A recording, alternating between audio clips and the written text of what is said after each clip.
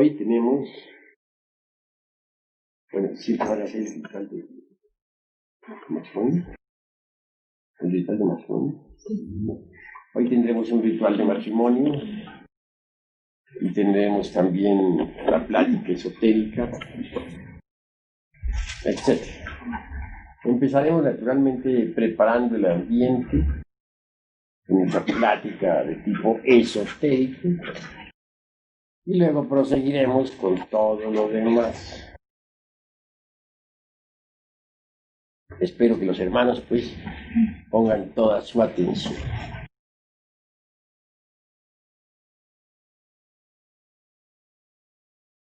Es necesario comprender la necesidad de aprender a vivir.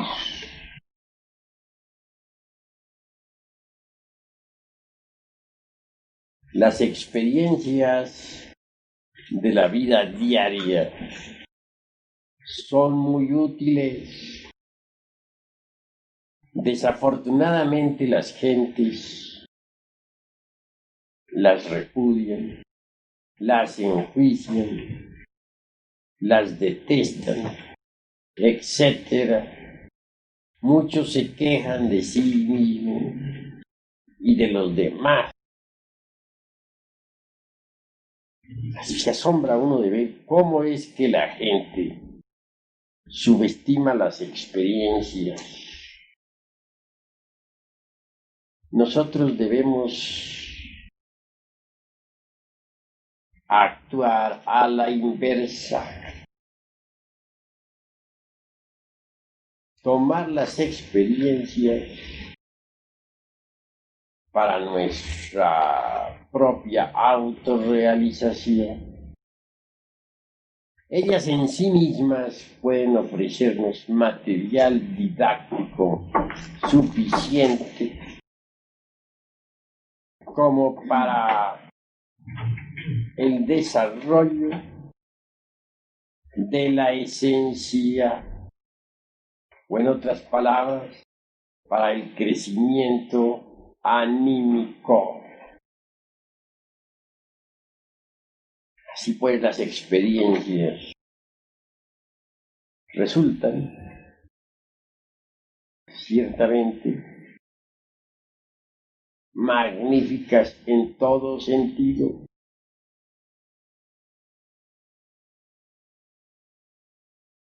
No es posible sacar material didáctico para el desarrollo de la conciencia de cualquier otro lugar que no sea de las experiencias. Por eso es que quienes las repudian o quienes protestan contra las dolorosas experiencias de la vida, obviamente se privan de lo mejor, se privan precisamente de la fuente viva que puede conducirnos al robustecimiento de la vida anímica. Cuando uno toma las experiencias como material didáctico para su autorrealización, descubre sus propios defectos psicológicos, porque es en relación con la humanidad, es en relación con nuestros familiares, es en relación con nuestros compañeros de trabajo, en la fábrica, en el campo, etc., donde nosotros, mediante las experiencias, logramos el autodescubrimiento. Obviamente, las experiencias son las que nos hacen aflorar nuestros propios errores en presencia de nuestros insultadores, por ejemplo. Aflora el yo de la ira. En presencia del vino, aflora el yo de la borrachera. En presencia de personas del otro sexo, si no estamos alertas y vigilantes, como vivía en época de guerra, flora la lujuria. Así pues, resultan útiles las experiencias para conocernos a sí mismos.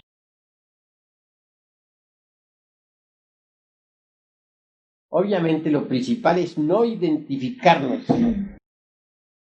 con ningún acontecimiento, con ningún evento, con ninguna circunstancia. Necesitamos aprender a ver los distintos eventos y circunstancias sin identificarnos con los mismos. Necesitamos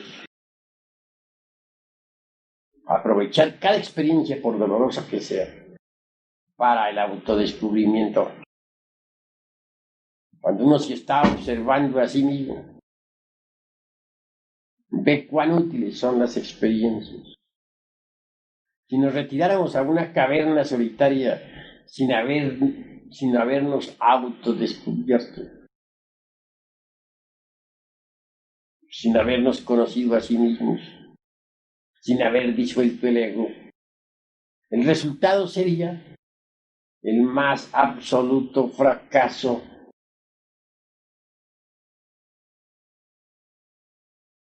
En los Himalayas, muchos anacoretas vivieron en cavernas y hasta desarrollaron algunos siddhis, es decir, poderes. Esos ermitaños, a base de rigurosas disciplinas esotéricas, consiguieron el samadhi.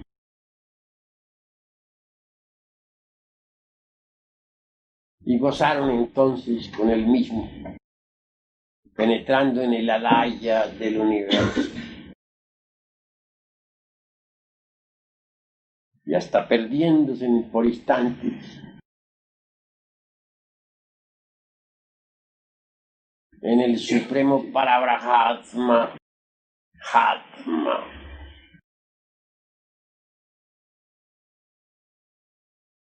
Lo que sucedió realmente fue, entrenados en las más diversas disciplinas de la mente, tales cenobitas lograban desembotellar la esencia, la conciencia. Y esta, en ausencia del ego, pudo experimentar eso que no es del tiempo, eso que está más allá del cuerpo, de los afectos y de la mente. Embriagados pues con el soma del samadhi,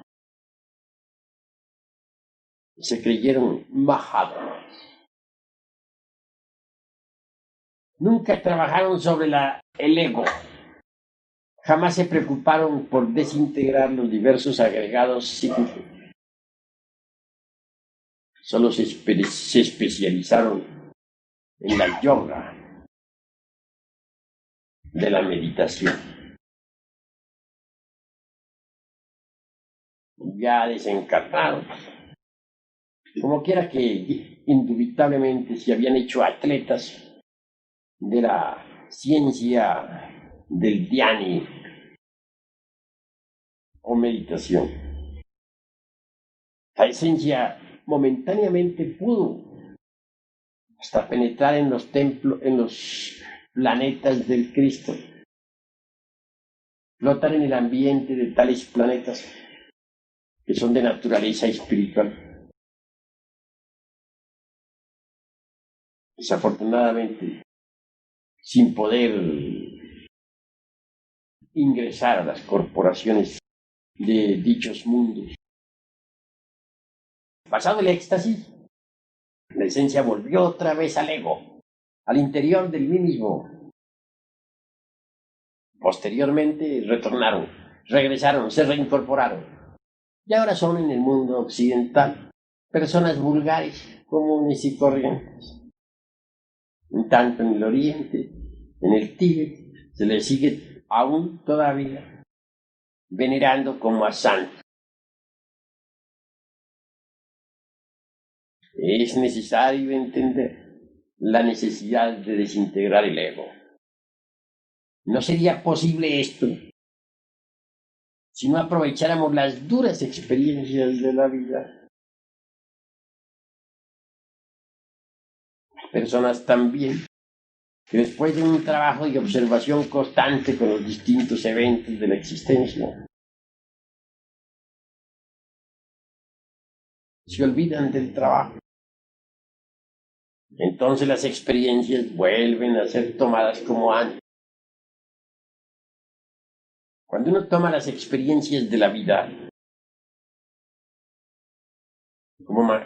como un medio para llegar a un fin, como un medio para el autodescubrimiento, como un medio para la autoobservación, puede saborearlas.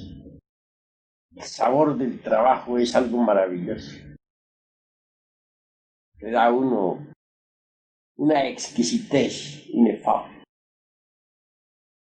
Cuando uno descubre que tiene tal o cual defecto psicológico y lo elimina, entonces viene a saborear el trabajo. Es un sabor inconfundible. Pero cuando uno, después de haber trabajado, abandona el trabajo sobre sí mismo y vuelve a tomar las experiencias de la vida tal como antes, es decir, vuelve a reinvertir el sentido de las experiencias, entonces indubitablemente sentirá otra vez el mismo sabor de la rutina diaria, el mismo sabor a vida de siempre. Hay pues que distinguir claramente entre el sabor trabajo y el sabor de la vida rutinaria. Por eso yo les digo a ustedes, mis caros hermanos, no huyan de las experiencias de la vida. Aprovechen hasta la más simple experiencia para el autodescubrimiento. Cualquier evento, por insignificante que sea, nos permite el autoconocimiento. A que precisamente es en relación con las distintas gentes, como viene uno a autodescubrir, a descubrir sus propios errores, es que afloran tan espontáneos, que basta estar en estado de alerta para verlos. Defecto descubierto debe ser trabajado, debe ser enjuiciado, debe ser analizado correctamente, debe ser comprendido a través de la técnica de la meditación. Posteriormente viene la ejecución, la disolución. Cualquier agregado psíquico puede ser disuelto con la ayuda de Devi Kundalini Chakra, nuestra Madre Divina.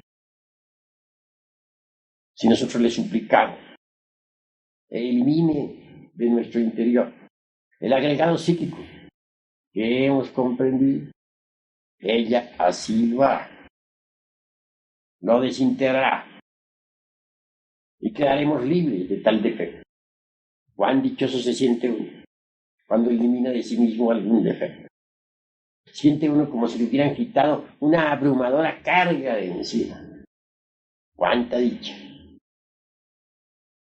Y a medida que los distintos agregados psíquicos se van desintegrando, la esencia, el Buddhata, se van siendo liberados. Y cuando todos los agregados han sido reducidos a polvareda cósmica, desaparece la conciencia egoica y solo queda la conciencia limpia del ser, la conciencia pristina, original. Así pues, bien vale la pena que aprovechemos las experiencias prácticas de la vida para el autodescubrimiento. Sin ellas, no sería posible el autodescubrimiento.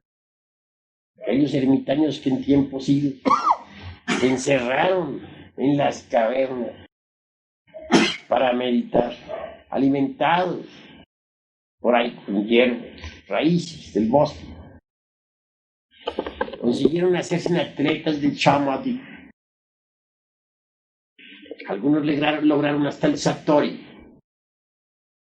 El vacío iluminador irrumpió en sus mentes, mas nunca pudieron realizar en sí mismos el vacío iluminador. Una cosa, mis queridos hermanos, es experimentar el vacío iluminador. Y otra cosa es, en verdad les digo, realizar en sí mismos al vacío iluminador. Hubo santos, místicos, ermitaños en el Oriente que experimentaron el vacío iluminador. Pero, como quiera que no trabajaron sobre sí mismos, como quiera que no eliminaron los agregados psíquicos, no pudieron realizar en sí mismos el vacío iluminado.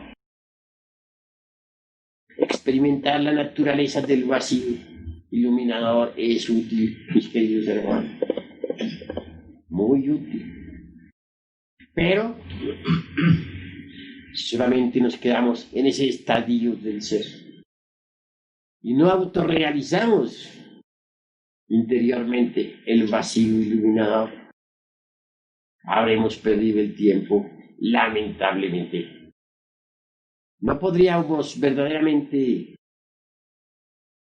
realizar en sí mismos el vacío iluminador si antes no trabajáramos desintegrando el ego, el mí mismo, el sí mismo.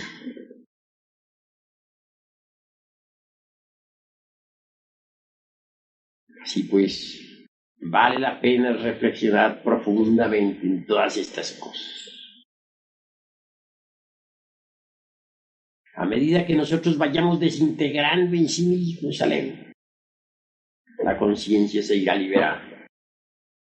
Y cuando absolutamente hayamos logrado la desintegración absoluta del mí mismo, la conciencia estará absolutamente liberada. Entonces el vacío iluminador habrá sido realizado en cada uno de nosotros.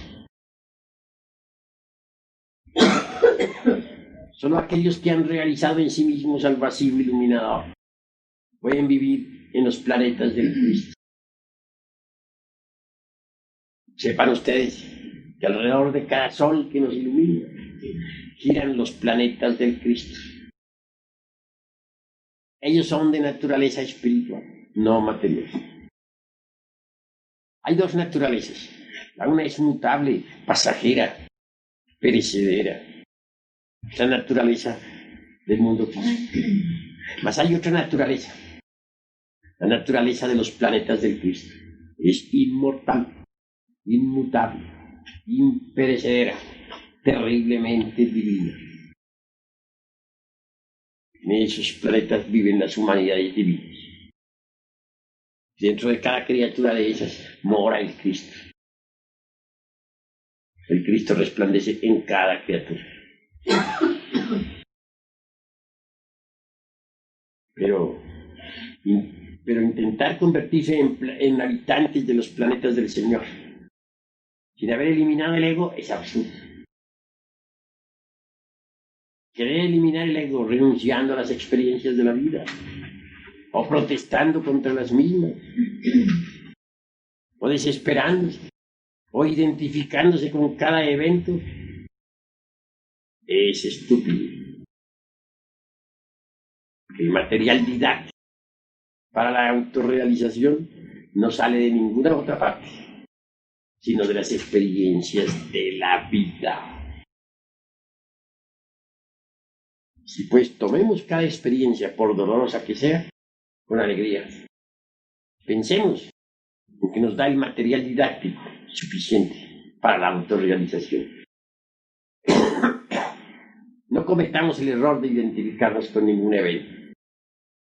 Mas tampoco cometamos el error de repudiar evento alguno. Cada experiencia de la vida es útil.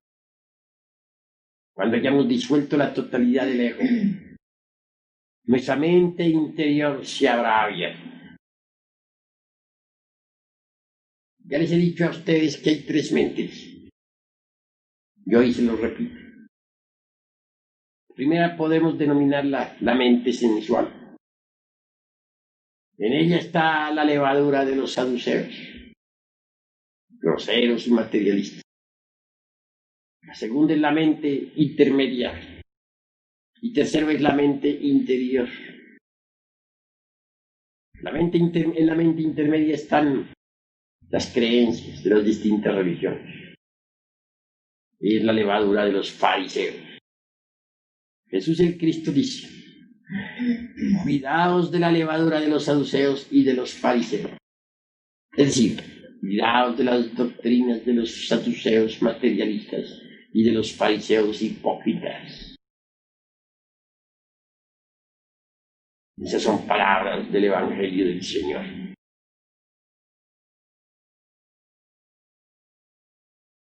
¿Qué puede saber la mente sensual sobre lo real, sobre la verdad? Nada. ¿Por qué? Porque ella elabora sus conceptos de contenido exclusivamente con los datos aportados por los 5 sentidos.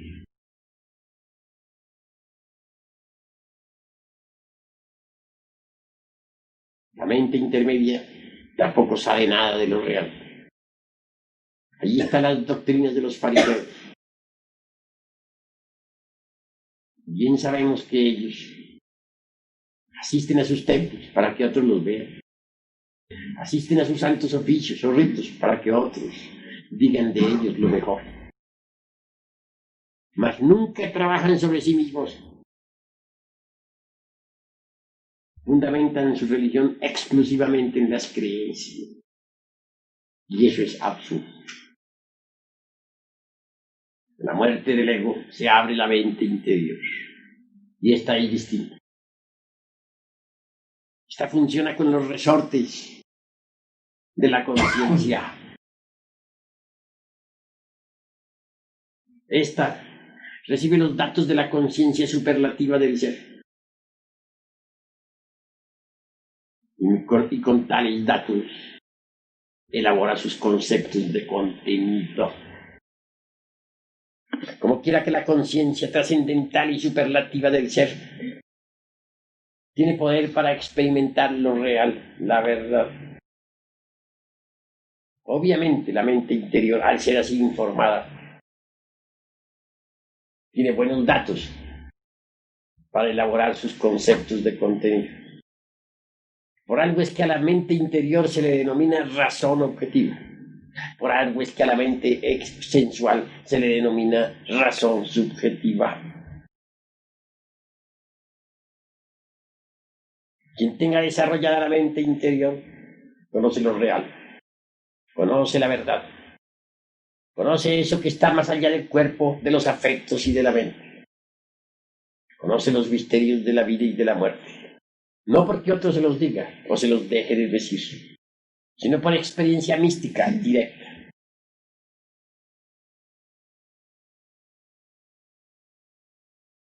Quien tenga desarrollada la razón objetiva es un iluminado. Mas hay 6 grados de desarrollo de la razón objetiva.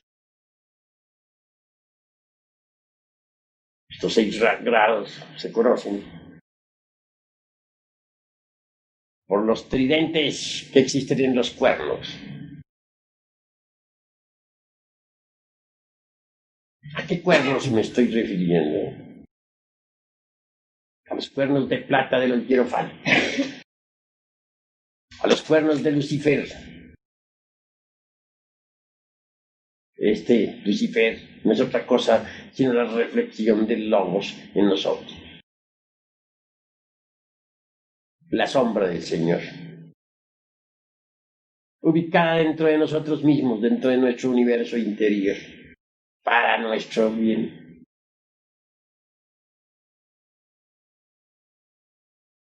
¿Podríamos acaso ascender hasta el Gólgota del Padre por otro camino que no fuera el cuerpo de Lucifer? las espaldas de Lucifer. Imposible. ¿Podría alguien acaso trabajar en la forja de los cíclopes sin el impulso de Lucifer? Imposible.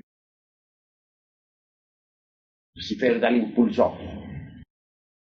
Si nosotros sabemos clavar la lanza en su costado,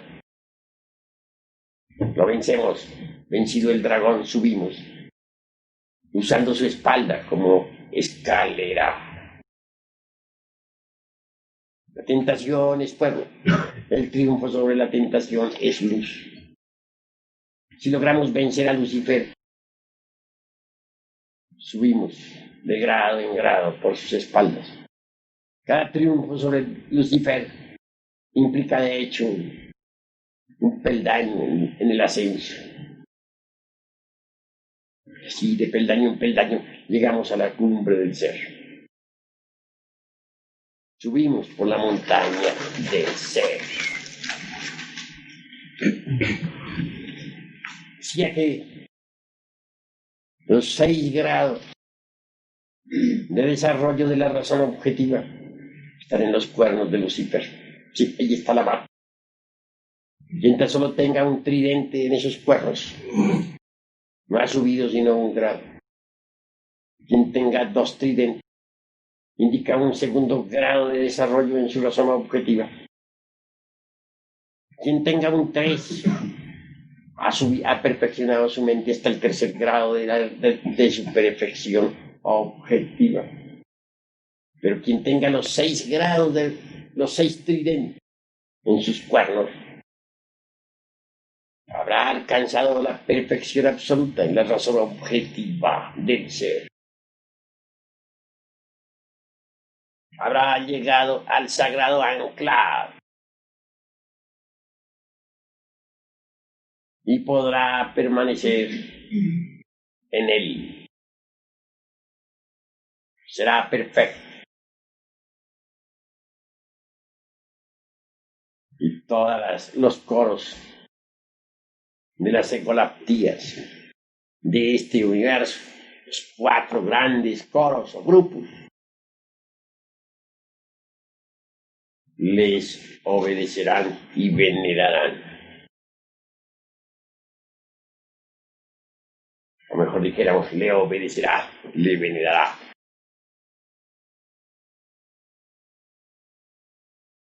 Tener los 6 grados de la razón objetiva es haber llegado a la absoluta iluminación, al conocimiento objetivo absoluto sin lagunas de los misterios de la vida y de la muerte, de los misterios del logos, de los misterios del abismo y del cielo. Se habrá abierto completamente su mente a lo real. Por eso, quien llegue al 6º grado puede reposar en el sagrado anclado. Quien llegue al 6º grado se encuentra tan solo a 3 grados de la infinitud que todo lo sustenta. Y esto hay que saberlo entender. Quiero pues que los hermanos reflexionen profundamente en esto. Mucho se ha hablado sobre los chakras, discos, ruedas magnéticas del cuerpo astral. ¿Son útiles? Sí, son útiles. Pero todas esas ruedas, chakras, discos, magnéticos, etc., a pesar de ser tan maravillosos, pues nos permiten las extrapercepciones. Resultan en verdad como míseras bujías de cebo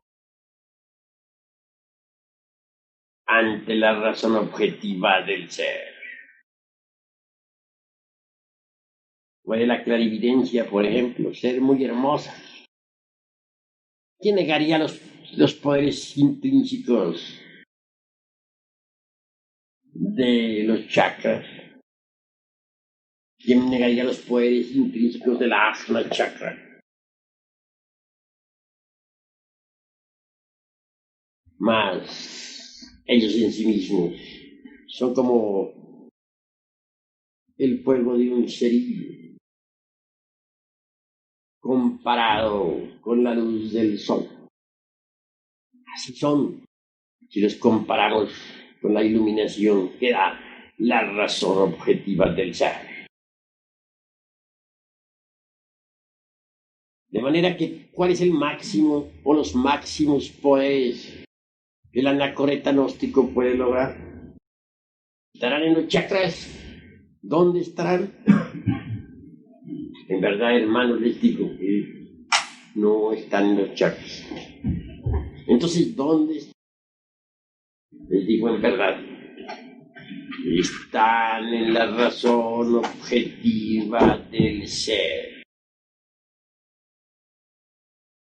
Mas para perfeccionar la razón objetiva del ser, se requiere la eliminación de los elementos subjetivos de las percepciones. O en otros términos, la eliminación de los diversos yoes. Si así procedemos, si nos resolvemos a pasar por la aniquilación budista, tan temida para los señores del teosofismo, y sólo entonces podemos en verdad reposar en el sagrado anclado. Hay dos psiquismos. El inferior está relacionado con los chakras. El superior, que pertenece a la conciencia superlativa y trascendental del ser, a los valores étnicos de lo divinal, de lo trascendental, a la cultura universal, espiritual, divinal.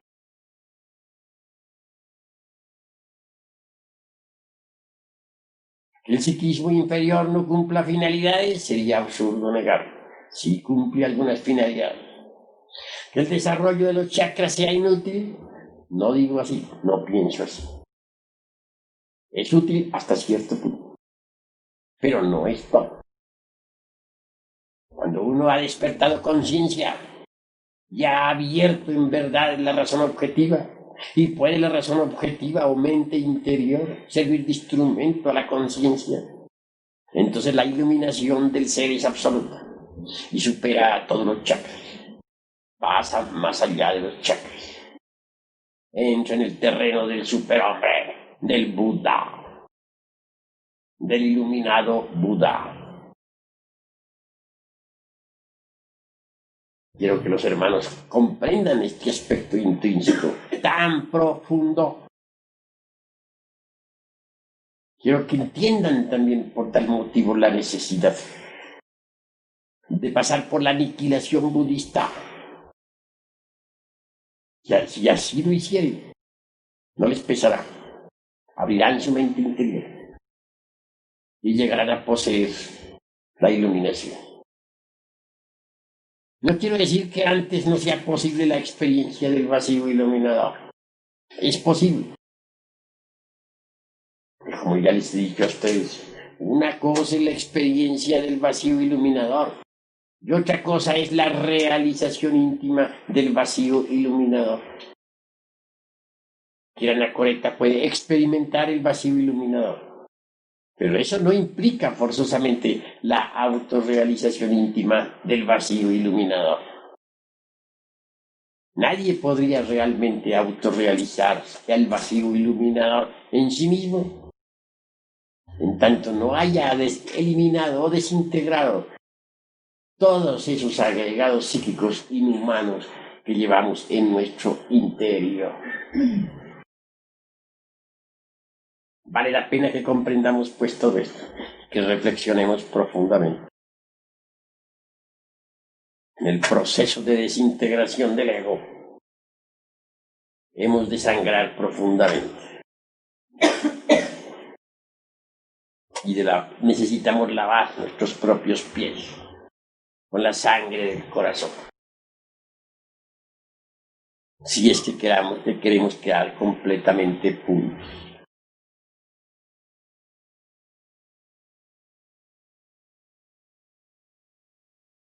La autorrealización íntima del ser es muy grave, gravísimo. Ha de pasar uno por torturas espantosas. Muchas veces tiene uno que renunciar a lo que más ama.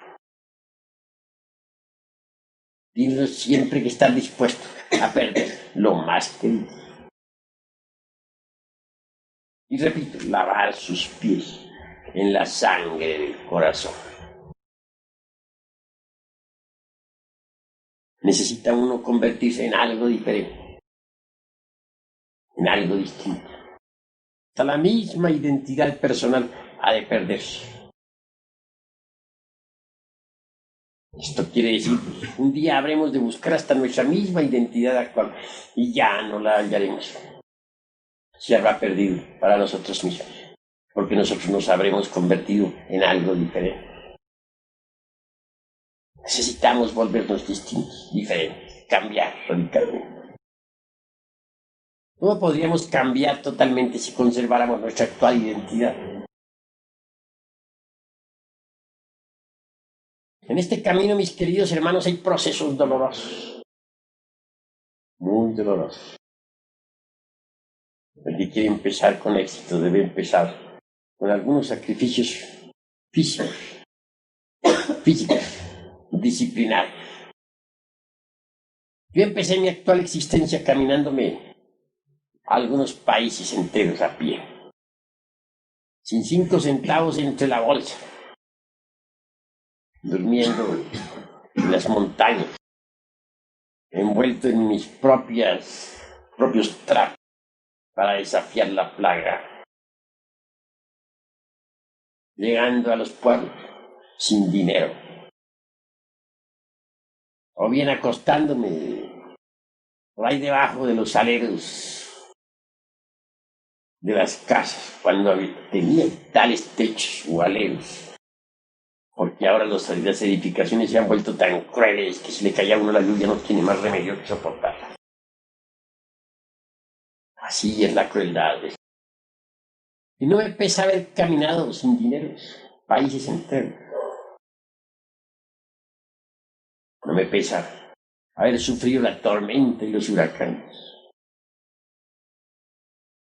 No me pesa haber llegado a pueblos donde nadie me conocía y sin un céntimo entre la bolsa.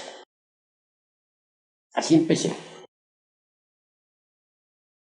Y mucho que me sirvió. Yo empecé en una forma natural.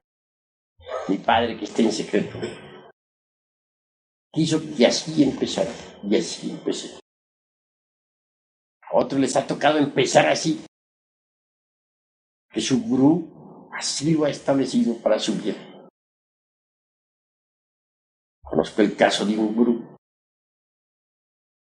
de ojos negros penetrantes y mostachos negros. Organizó sus discípulos para una caravana. Recorrió países enteros para llegar a Grecia.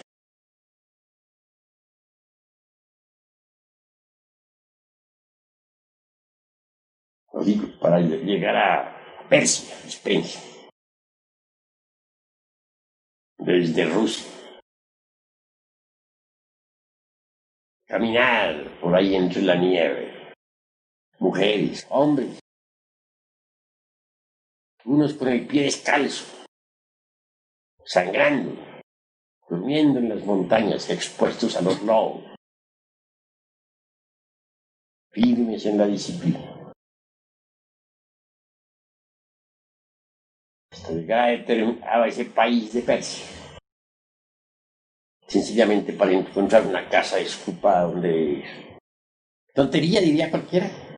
¿Pues posible un viaje con un grupo de personas que están sufriendo a través de las montañas y del hielo, durmiendo en la noche en las selvas, expuesto a los lobos del invierno? ¿Con qué objeto? congruente parecería. Al llegar por último a una casa que había alquilado, pues para eso no se necesita de todo eso. Podría haber hecho el viaje en un maravilloso automóvil o en un avión. El gurú sabía lo que hacía. Si el discípulo va a la derecha, el gurú lo jalaba a la izquierda. Si jalaba el discípulo a la izquierda, el gurú como al caballo le jalaba las riendas para que mirara hacia la derecha. Y a sufrir un poco. Sus discípulos se forjaron desde un principio en la dura disciplina y resultaron magníficos. A mí me tocó también forjarme en principio en esa dura disciplina. Mi padre, que está en secreto, así lo hizo. No lo había entendido. Mucho más tarde en el tiempo, él había seguido conmigo el mismo proceso que han seguido todos los gurús de los tiempos idos, sometiendo a los estudiantes primero que todo a esas duras pruebas. Y no hay duda de que fueron magníficos los estudiantes que por las mismas pasaron. Así, queridos hermanos, tenemos que ir eliminando de sí mismo muchas pésimas costumbres, hábitos adquiridos, que uno mismo ignora que los tiene, movimientos mecánicos sin sentido. Tiene uno que hacerse consciente de todos sus gestos y actitudes y eliminar lo que no sirve. Todo esto requiere una observación muy rigurosa de sí mismo. En principio es conveniente esa dura disciplina de los viajes dolorosos y cruentos, de las torturas del camino, a fin de forjarse desde un principio como debe forjarse en la lucha.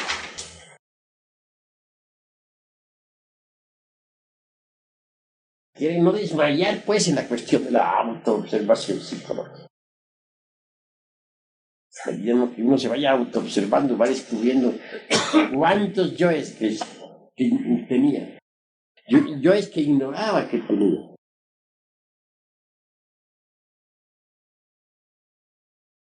Uno se queda asombrado cuando se autodescubre.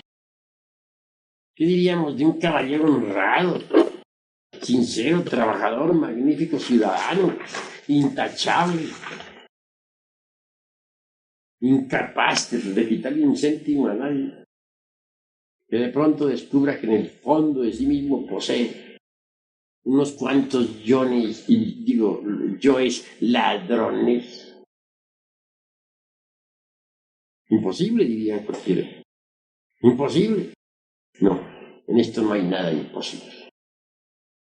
¿Qué diríamos de una dama honesta, magnífica esposa, virtuosa, entregada a su hogar, que de pronto autoexplorándose profundamente descubriese en el fondo de sí misma toda una legión de yoes prostitutas?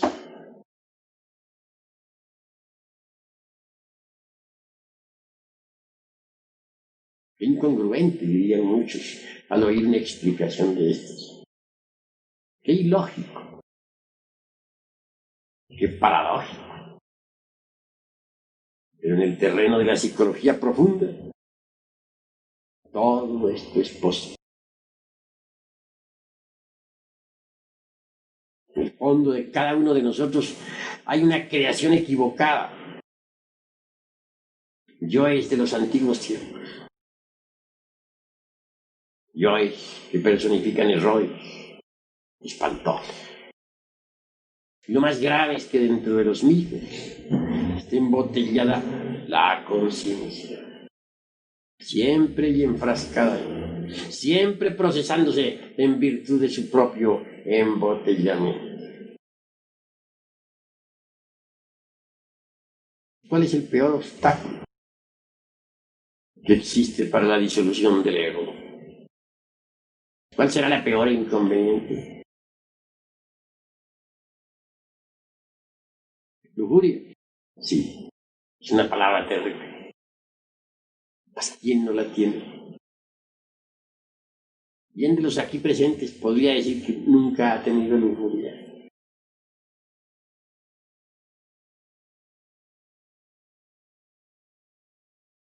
Cuán difícil es desarraigarla de sí mismo. Cuando nosotros la analizamos cualquier yo de lujuria, venimos a evidenciar que se procesa en cada uno de los tres cerebros en forma diferente.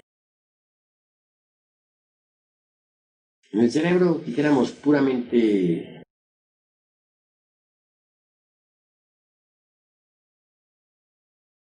emocional, se expresaría como amor. En el cerebro puramente motor instintivo sexual, a través del erotismo. En el cerebro exclusivamente intelectual, como planes, proyectos relacionados con el amor.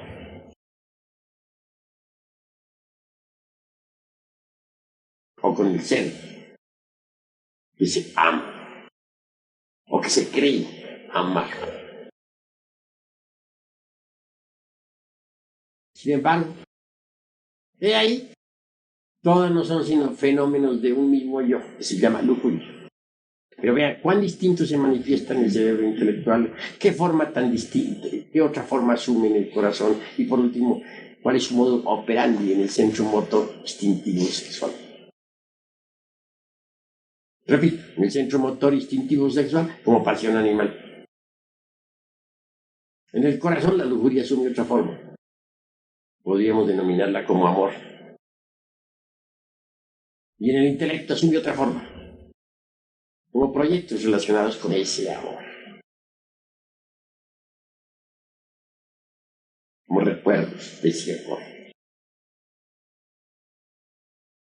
Y es que cada yo tiene sus tres cerebros, el intelectual, el emocional y el motor instintivo sexual. Cada yo es una persona con sus tres cerebros.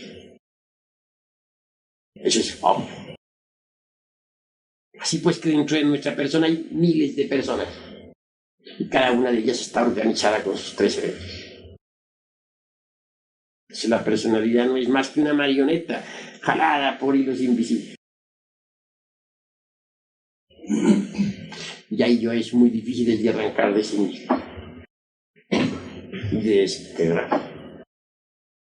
Yo es que se confunden con la espiritualidad y con el amor. Se necesita tener, dijéramos, el ojo clínico para verse a sí mismo.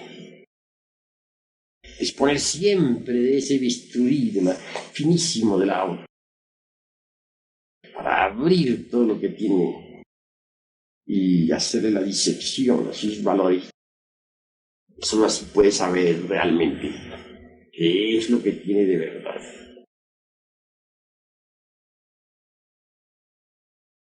Eso necesita mucha observación, mis caros hermanos. Somos espantosamente débiles y nos creemos muy fuertes. Somos criaturas de desnado, exageradamente débiles. Nada podríamos hacer si no tuviéramos una ayuda. Obviamente la tenemos. Contamos con el poder de la serpiente sagrada, con la divina madre Kundalini. Solo ella puede de verdad asistirnos para desintegrar los yoes. Solo ella con sus flamas puede reducir a cualquier yo a polvareda cosa. Vas a intentar desintegrar los yoes sin contar con la ayuda de Devi Kundalini Cham. Es condenarse a sí mismo al fracaso.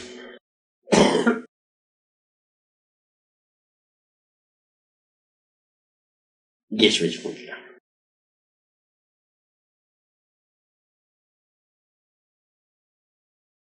alguien cuyo nombre no menciono cometió el error de atribuir a la serpiente ascendente todas las características siniestras e izquierdas de la serpiente descendente. Hay dos serpientes, la que sube y la que baja. La que sube es la Kundalini. Ella se abre paso por el canal de Sushumna a lo largo de la médula espinal dorsal.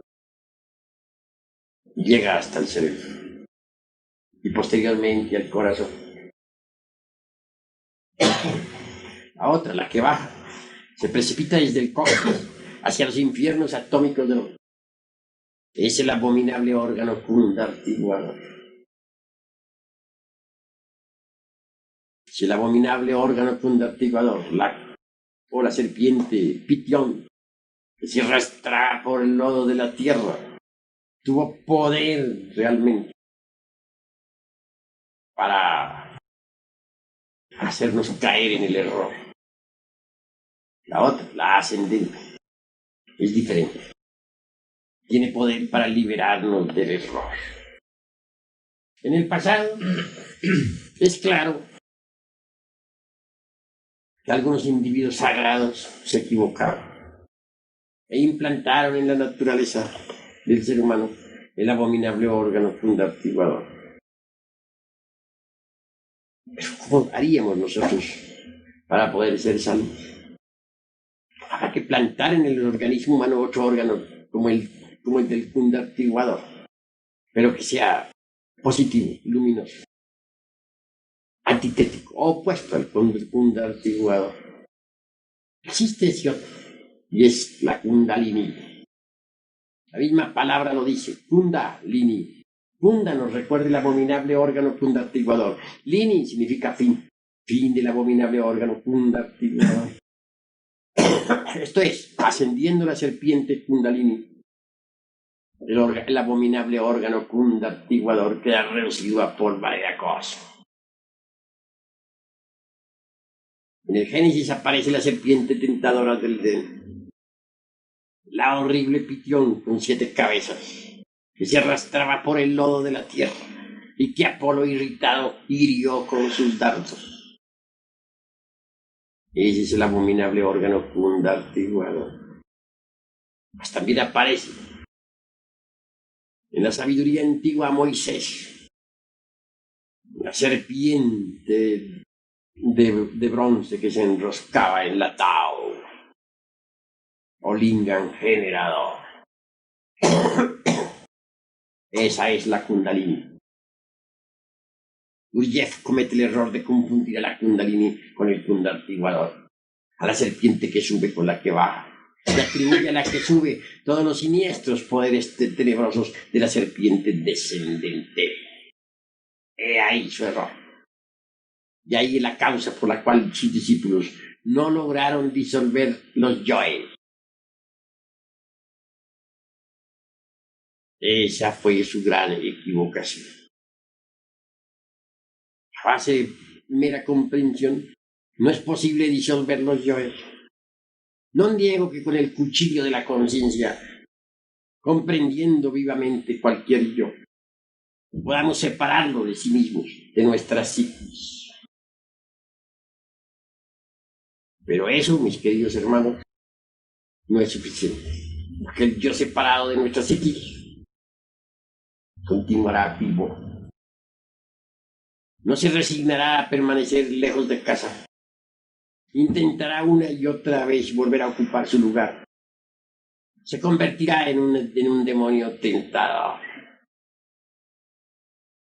Hay que desintegrar el yo que con el cuchillo de la conciencia hayamos separado de sí mismo. Nadie puede desintegrarlo con otro poder que no sea con el poder de la Divina Madre Kundalini. Solo ella puede reducirlo a ceniza, a polvareda cosmos. Sí, pues lo fundamental, mis queridos hermanos, es morir en sí mismos, definitivamente, para poder abrir la mente interior y gozar de la razón objetiva. Es cognición verdadera de lo real, experiencia íntima del ser, visión búdica trascendental, divinal, más allá del cuerpo, de los afectos y de la mente subjetiva. A medida que ustedes vayan digeriendo todo esto, irán comprendiendo también la necesidad de vivir alertas y vigilantes, como el vigía en época de guerra, trabajando siempre en forma constante. Así como están, como se encuentran en estos precisos momentos, ustedes no sirven para nada. Tienen una creación equivocada manifestándose a través de una falsa personalidad. Espiritualmente están muertos. No tienen realidad ninguna. Así como están todos ustedes, deben dejar de existir. Porque si continúan existiendo así como están, tendrán que ingresar en la involución mineral de las entrañas de la tierra. Así como están muertos espiritualmente. No poseen la razón objetiva del ser. No han conseguido la iluminación. Yacen como sombras entre las profundas tinieblas. ¿Cuál es la realidad de ustedes? Sombra. Y nada más que eso. Sombra. Necesitan abrir la mente interior. Para ello tienen que dejar de existir como míseras sombras. Tienen que volverse despiadados consigo mismos. Hoy por hoy ustedes se quieren mucho a sí mismos. Se autoconsideran demasiado. ¿Pero qué es lo que ustedes quieren? Su querido ego, su desnudez, su miseria interior, las tinieblas en que se hallan. Eso es lo que ustedes quieren tanto. No, hermanos. Reflexión. Profundamente. Reflexión. Deben dedicarse a trabajar intensamente sobre sí mismos. Deben comprender el proceso de la lujuria. Es el peor enemigo de la eliminación del ego. El peor enemigo de la disolución. ¿Quién no la tiene? ¿Quién no la ha tenido? Sin embargo, hay que reducirla a ceniza.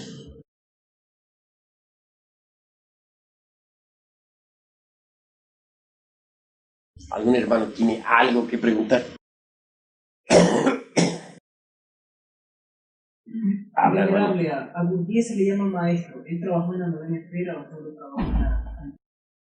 Trabajó en la novena esfera, fabricó los cuerpos existenciales superiores del ser, pero no logró la desilusión total del ego. Porque rechazó a su divina madre. ¿Cómo puede disolver el ego el hijo ingrato? El hijo ingrato no progresa en estos estados. Primero que todo, antes de llegar al padre, tenemos que llegar a la madre. Eso es obvio.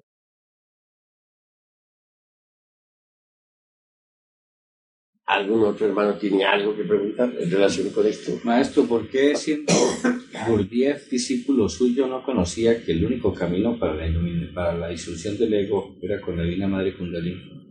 Se olvidó de su madre.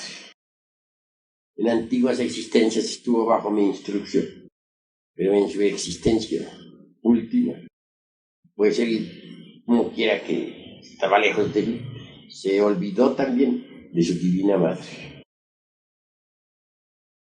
Ese fue su error.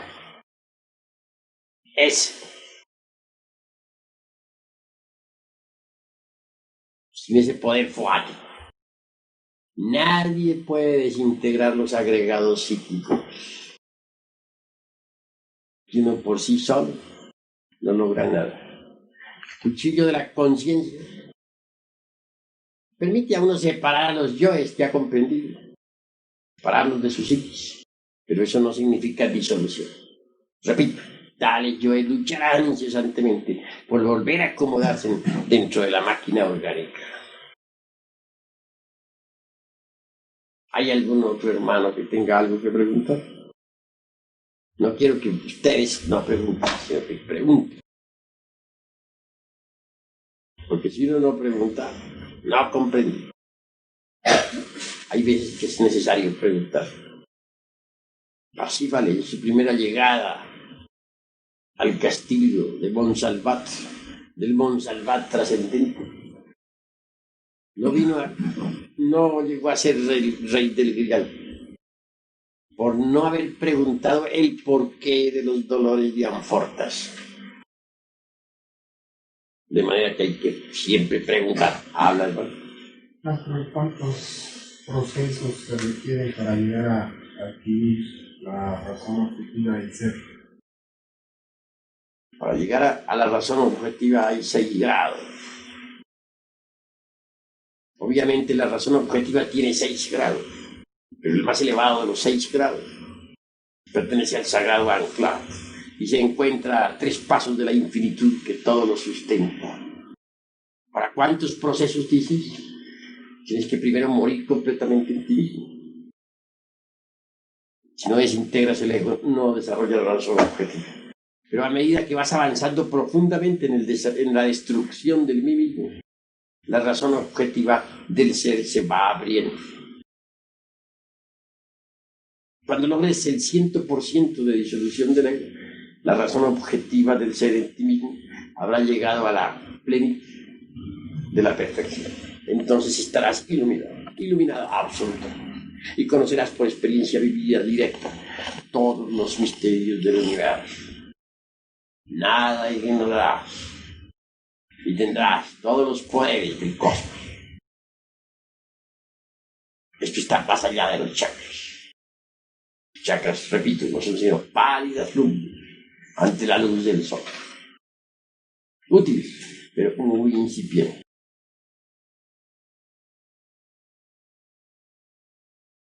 ¿Alguna otra pregunta, hermano?